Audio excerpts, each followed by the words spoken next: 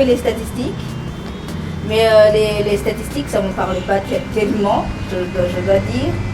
Puisque ça impliquait aller travailler pour quelqu'un d'autre, et là, non, ça ne me parle toujours pas.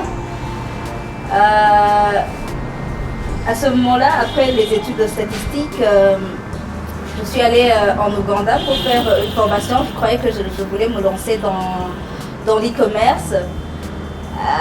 Et là, j'ai fait une formation sur l'e-commerce et tout, l'ICT.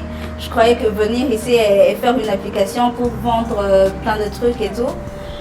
Mais pendant que j'étais en Ouganda, on vivait avec des amis et la maison était vide. La maison était vide tellement qu'il n'y avait que des murs blanches. C'était une honte pour des filles, disons. Alors c'est là que je me suis dit, je peux faire quelque chose. C'est pas nécessaire que j'aille acheter dans des grands magasins un truc décoratif. Et ben j'ai décoré la maison à ce moment-là et c'est là que je me suis dit finalement je me plais bien, je pourrais faire ça pendant des heures. Mais là aussi l'idée n'était pas encore dans ma tête. Je me disais je fais l'ICT, je dois faire cette application. J'étais vraiment appliquée pas mal, mais à la fin j'ai découvert que les Burundais avec les applications ça marche pas. Ça aurait pas été moi la première. Pas vraiment. Alors, pendant que je cherchais, est-ce que l'application marche, que je mette en route cette application, et ben je me suis dit, je peux faire en même temps autre chose en parallèle. Je me suis dit, pourquoi pas ne pas faire ça? Et finalement, je m'y plais, je découvre plein de trucs chaque jour. Je suis passionnée, quoi. Ça me va bien et j'aime bien. Ben ouais, voilà. Donc vos objets décoratifs sont faits de quelle matière plus précisément? Le plus souvent c'est par exemple ce que vous voyez ça, ici et ça aussi, la sculpture c'est en ciment. Ouais, c'est en ciment. La matière ouais, carrément je dirais c'est du ciment, mais je fais autre chose avec le bois par exemple. J'ai pas de pièces à vous montrer là maintenant. Vous pouvez tout transformer, donc tout est recyclable. Carrément, ouais. La plupart du temps, les objets que vous faites, les idées, vous les trouvez où exactement? Sans mentir, je dirais plus sur Pinterest. C'est une application, j'aime bien cette application. Il y a tellement de trucs.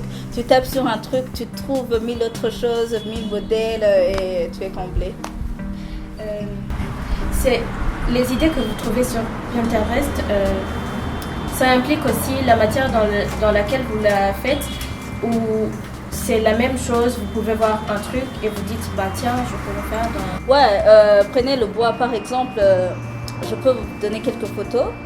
Le bois tu vas voir, c'est une grande pièce, tableau, tu te dis non mais il a fait ça et ça et recoller des morceaux comme ça, et ça devient facile. Tu te dis, ça, je peux faire ça.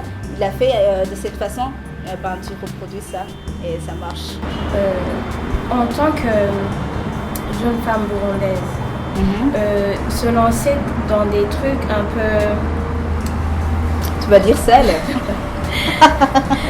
un peu pas très visible quoi pour tout le monde. Est-ce que... Quel est le regard que le monde vous porte? Le monde burundais, quoi.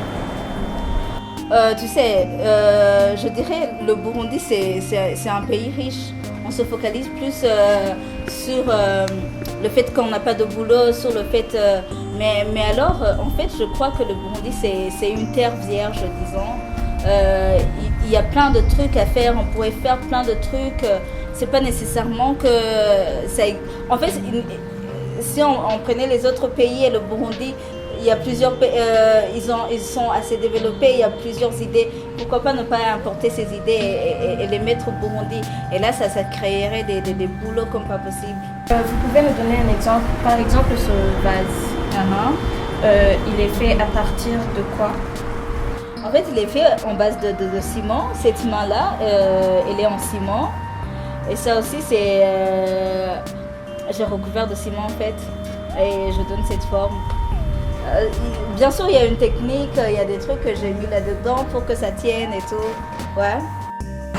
Ça vous prend combien de temps pour faire une pièce comme celle-ci? Disons 3 à 4 jours. Ouais, je peux avoir terminé 3 à 4 jours. Le temps que ça sèche, c'est des processus en fait. Et à la fin, la peinture, il faut bien qu'elle sèche. Et tout. Mélanger le ciment, faire de la peinture, parfois tu es assise par terre. Tout le temps. Est-ce que c'est facile pour vous et les hommes qui vous rencontrent de comprendre ça?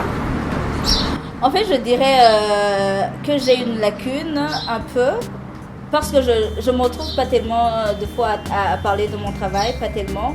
Alors je crois que j'ai pas tellement de situations où je rencontre ça. Tellement j'en parle pas tellement. Écoute, si quelqu'un voit une de mes œuvres que ça lui plaît, il me dit de faire, je lui propose évidemment. Mais je me retrouve pas tellement en train de parler mon travail avec les autres, pas tellement. Ouais, c'est une lacune, je sais. Quel est le message que vous lanceriez aux femmes burundaises?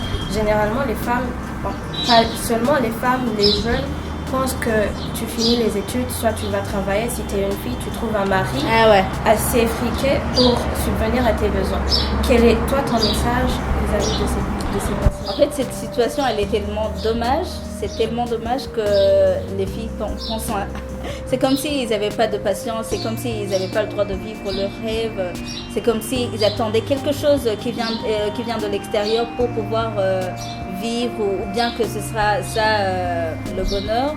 Mais je crois qu'on devrait se donner des chances, nous aussi. Il faut vraiment qu'on se donne des chances. On est capable, les femmes sont vraiment capables, ça je vous le dis. Je pourrais ajouter plus que les hommes, mais là je serais attaquée. Mais non, je ne vais pas le dire.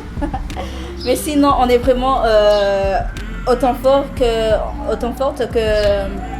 les hommes. On peut tout faire, on peut avoir des rêves, on peut vivre comme on le veut.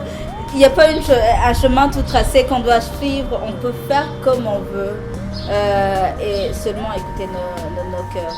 Ouais.